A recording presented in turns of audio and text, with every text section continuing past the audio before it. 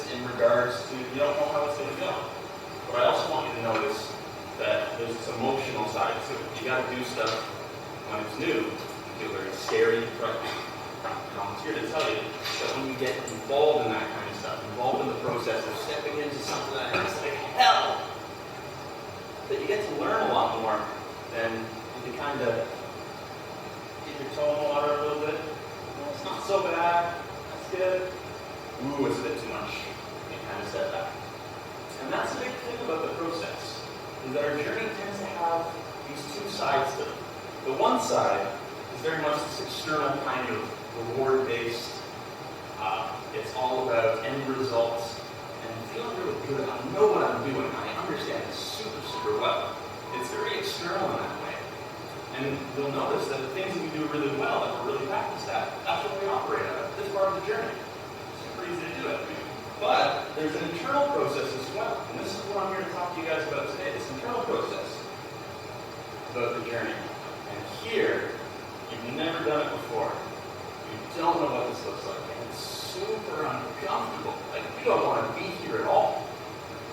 And the reason is because everything you've practiced, everything you've known, has gotten you up to this point. It's just a little bit outside of your bubble. And the journey from where you are to where you want to go involves taking big steps. I'll tell you a story from my childhood that really sums up this idea. So when I was about 7 years old, I was living in Ontario, but I didn't move. I had a trip out here to see my uncle. And I love my uncle. He was my favorite guy in the world when I was a kid. And we went to all the beaches out in the Lower Mainland, the Second Beach, all those places. We even went on like an RV trip and we went to some of these faraway, like nice remote lakes and stuff. It's gorgeous summer weather. And 7 years old, I wanted to swim. I had my new pair of like big green dorky goggles and everything. And I remember being terrified to go swimming with my head underwater. I would drown if I did that. And my older sister and my younger brother were the same. And my uncle, who knows me really well, he's like, come on, come swimming, come. I'm like, yeah. And I dip my toe in the water, literally. Like, I can do that, but I can't go head down. Like, plug your nose, go down a little bit, but jump right back up. It was too frightening. And my uncle, who saw this, was a very patient man, but that patience ran. So he picked my 7-year-old self up, waited off until he's about, chest high or so. And he's like, I love you, but... And he just threw me right into the deep end. Splash! Underwater, flopping around. I get out, I cross my arms, and I'm so mad at him that I stomp off. I refuse to talk to him. I go and lay on the beach. It's like noon around this time. The sun's beating down hard as it can do. I take a nap. And I wake up, sunburned like crazy. And I'm just still, I tried to sleep it off, but I was still mad at him. And I wanted to get even with him. How dare you do that? Bigger than me, I can't really do much to him. I see him swimming out there, and I'm like, you know what? I show him the boss. I go out in the water. And as I get in, I get to about my waist to the line, and I just go down. Next thing you know, I'm underwater swimming. I didn't even realize it. I wanted to get to him as quickly as I could. And as I get there, this is all your fault. How could you? And he's like, you're swimming underwater! Holy crap, I am! It didn't even occur to me that I had, through all that emotional process, I was angry, I was frustrated, that I didn't even realize I was doing this. Jumped right into what made me uncomfortable. I saw something a little bit bigger down the road. And through that, I got to enjoy the nice end result. I can do this now, I'm over here. But it was that whole, I was angry, I sat in it, I stayed in it. And after I felt it long enough, I realized that I could move even with it. All right, come with me, I'll figure this out. And I did it without any real conscious awareness of it. It just kind of happened. But it taught me two things. One, those you love can do really mean things to you because they have your best interests at heart. And two, is when you learn to do something, you really step into that process. You can inspire others to do the same. I had an older sister and a younger brother with me on that trip. They also refused to swim with their heads underwater. Same reasons why they were afraid they were going to drown. My uncle only threw me in. But after I swam underwater and got to them, they saw that. And before the end of the day, both of them were swimming underwater too. This power to inspire others.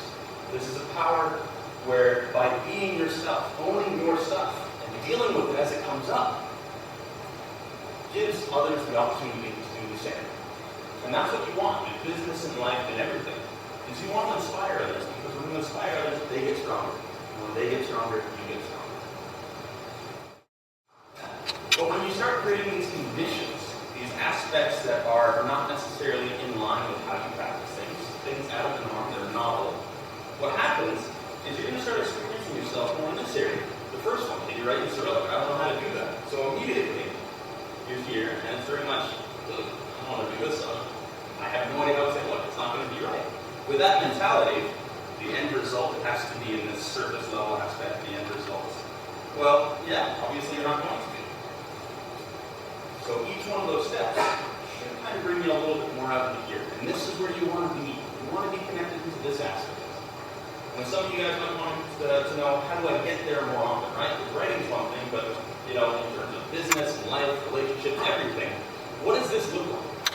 And it's not really an easy answer to kind of show you specifically, but there's a word for it. It's play. When you're willing to play, it's all about this. It's about imagination. It's about pretending. It's about creating the world around you. Kids do it all the time. You watch them. But what happens with kids as they get older? Not all of them, but a lot of them, they kind of get more and more serious. They get more and more focused, and they kind of find themselves over here. So, play is really important. Play is all about being in the emotion, not dealing with anything in this very strict, rigid structure. You gotta essentially bend the rules. You gotta make it up as you go along. And as you do, you start to think connected to how things work.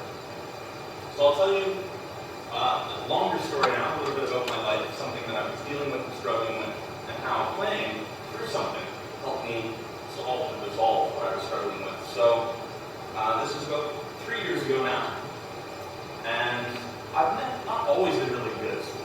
There was a time where I'd get my assignments done, but about halfway through the semester, I'd look at my grades, realizing I'm doing fairly well, and then it would be like my motor just shut off, and I was done. I just couldn't get the energy back on, and I'd have an assignment or two in each course just go completely unfinished, and my grade would drop. And then after my grade had dropped, I'm like, holy crap, what happened there? And then I'd have to focus and just push the rest of the semester to kind of like salvage what I was doing. So I was self-sabotaging, and I couldn't quite figure out why. So it was getting to me. And when stuff gets to me, I usually look to someone that I can trust and I talk to them. I don't know how to deal with this, what's going on. So my brother is someone that's on my team in that regard. So we went out for dim sum, and we're sitting down, and he's over the moon, he's super happy. And I'm like, I don't understand. I can't every semester, every year, this keeps happening to me. What's going on? And he's like, oh, maybe you shouldn't worry about it so much. Why don't you go do this thing that I do? And I'm like, what are you talking about? Oh, I do this really fun thing, you get dressed up in costumes, you go and you fight the foam swords all the time, and you get to role play. What are you talking about? And he's like, this is a thing called LARP. You guys know what LARP is? Ever heard of LARP? Live action role play. LARP. It's like Dungeons and Dragons for CrossFit people. And he's telling me all about it. Oh man, when I was in Ontario, it was so much fun. You get to dress up, you have this whole weekend, it's amazing. And I'm just like, okay, all right. I will humor you on this. I will go and I will try this thing called LARP. It sounds ridiculous, but I'm feeling stuck right now. And I know that when I'm feeling stuck, it's because, I'm not quite sure what's going on. I don't know what I don't know. The same way someone doesn't know Cyrillic, right? I don't know what's going on, and I certainly don't know what LARP is, but all right. Step into it. So I find a place that does LARP here in Vancouver, and I go. And it's exactly as I imagined. You got everyone dressed up in big costumes. They got big headdresses, swords. I can't even describe it. Like a giant butcher knife kind of thing. Huge stuff. And everyone's acting and stuff like that. Dancing around kind of thing. It's the weirdest thing ever. And I get there, and I'm like, this is really scary. I don't know how I feel about this. Okay. So I spend the weekend there, and I just try, I pick up a few swords, I learn how to fight and do all that kind of stuff. It's interesting. But there's this accounting aspect to it as well. And nothing goes better together than aerobics and accounting. Where you have to use the math, all right, did I get in the arm? That's 5 points, get here, that's 4. And, you're fighting 20 people at the same time. What the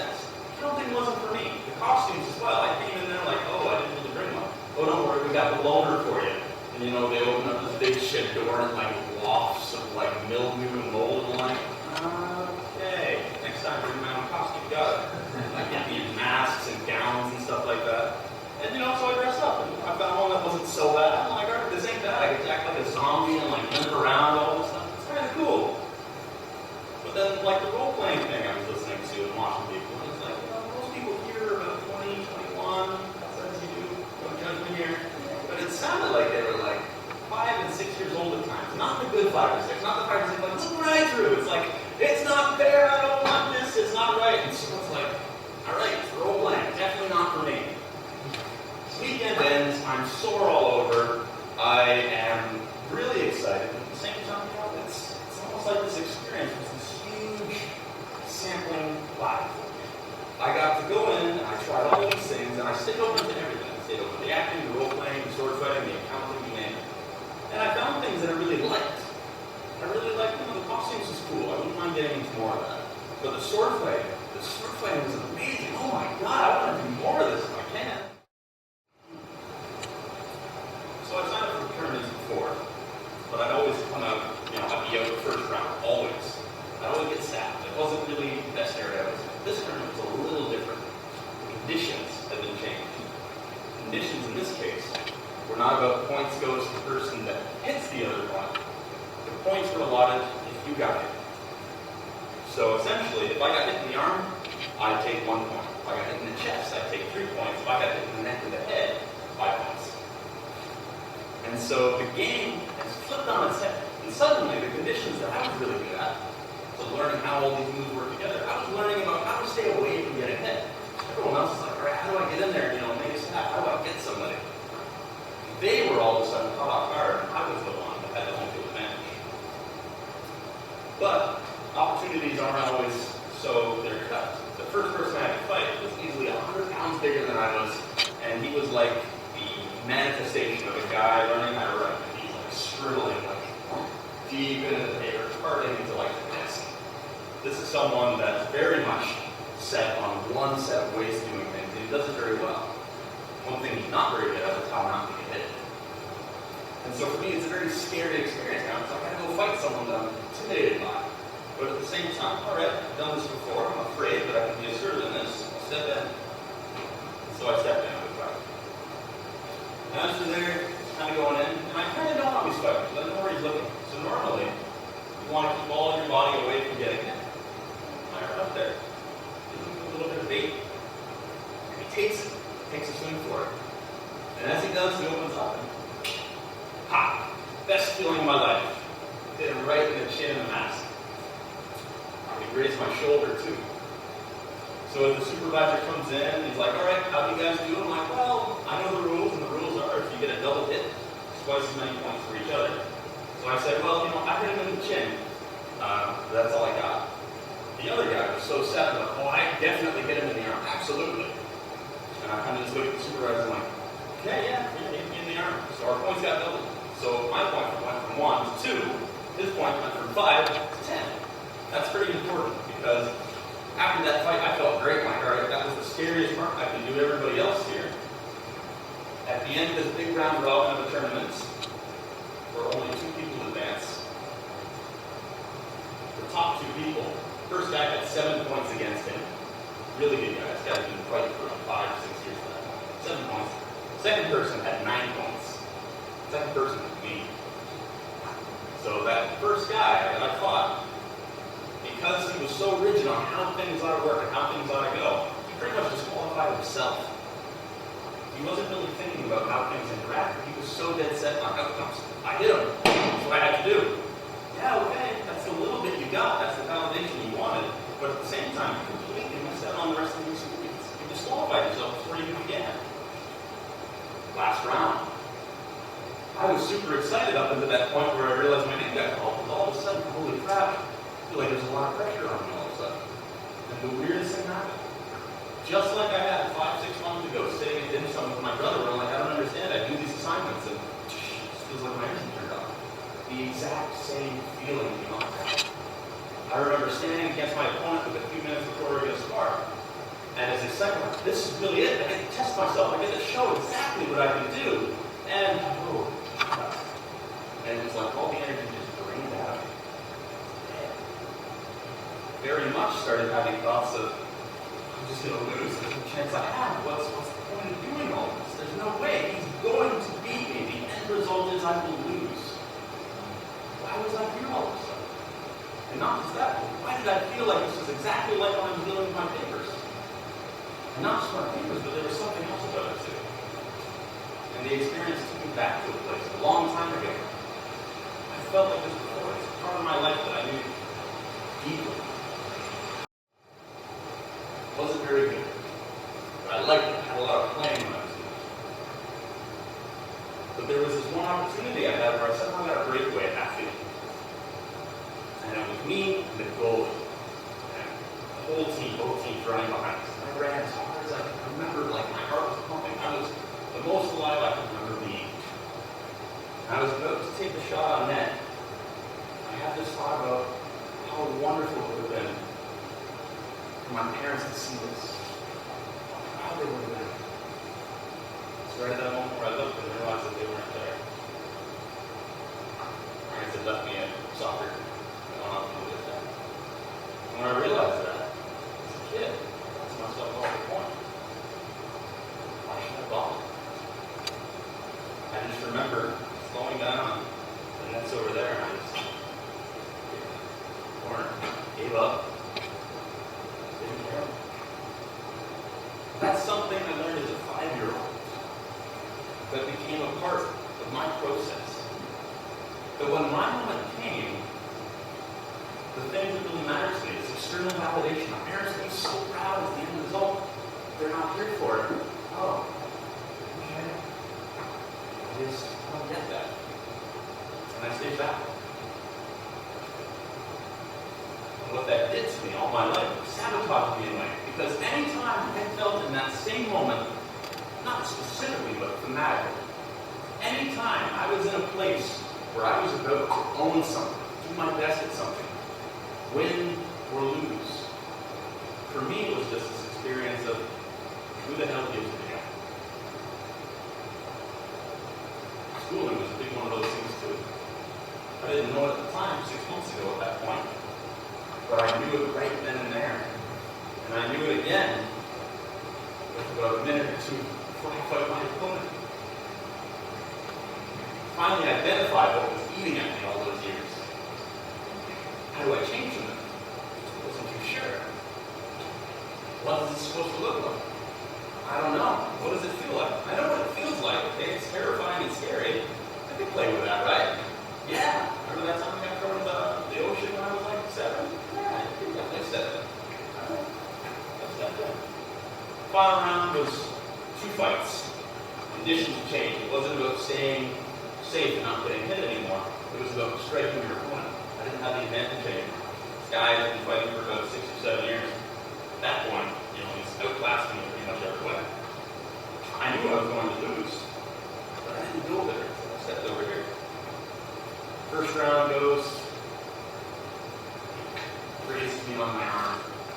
Just 1 point, better than a head, which hit me in the head, but then it's game over right then. It hits me in the arm. So it's now my time to come back. All right. 1 round, this is it. I don't know what it looks like anymore, but I'm going to stand right here and own it whatever comes. Second match, draw.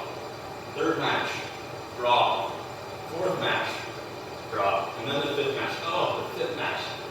Oh, he got me good. Bang! Right in the head. I never smiled so big before. It was the most amazing feeling. I lost. That's certainly not the end result. Like, yes, that's how it's. Yes, I lost. No. I was able to step into something that was much bigger than I was at any point in time before that. I was able to own something that I'd been struggling with as a kid. And I saw through. I did my very best. It was the most amazing feeling because it was one where I got to know myself in a deeper way. I got to grow. I feel kind of bad for my opponent because he never got to that point. He never got to the point where he had to be challenged so much that he had to step outside of himself. It was all on me. All the growth was mine. It was unfair. But it was such an amazing feeling. I Didn't really sink into how profound it was until afterwards when we were at the bar. And he and I just split drinks. And everyone else there that was part of the tournament was coming up and giving me the handshakes. Wow, it's such an amazing show. Congratulations and all that. And at first I was like, what's going on here? And it's because I was able to show them what we're all capable of. We're all able to step in here. We're all cheering on. We all want to be here. But not all of us know how to get here. So when we see one of us do it, it's inspiring. Because it reminds us of who we want to be. How we want to be. And when you're able to show this to other people, you can change their lives. Whether it's in business, career, relationships, or in general. Stand here, you own this moment, very present, where you are, and accept whatever's going to come, regardless of the end result. You'll grow, and that's the best place to get started.